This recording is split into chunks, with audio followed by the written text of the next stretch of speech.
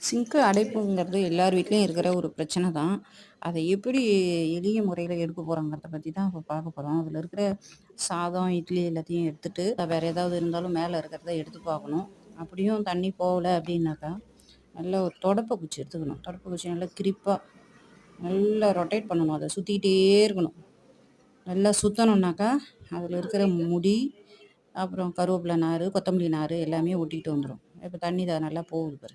அதேமாரி இன்னும் ஏதாவது ஒட்டிக்கிட்டு அங்க பக்கத்துல இருக்கிறது இன்னொரு 1 முறை, 2 முறை அந்த ஹோல்ஸ் உள்ள ஒட்டி சுத்தணும்னாக்கா, எல்லாமே எடுத்துக்கிட்டு வந்துரும். எல்லாமே எடுத்துக்கிட்டு அடைப்பெல்லாம் இல்லாம எவ்வளோ இருந்திருக்கு பாருங்க முதல்ல. எவ்வளோ எவ்வளோ இருந்தாக்கா எப்படி தண்ணி போகும்? தண்ணி ஃபுல்லா இறங்கிடுச்சு. இனிமே வந்து கழுவிட்டு இது பண்ணிக்க வேண்டியதான்.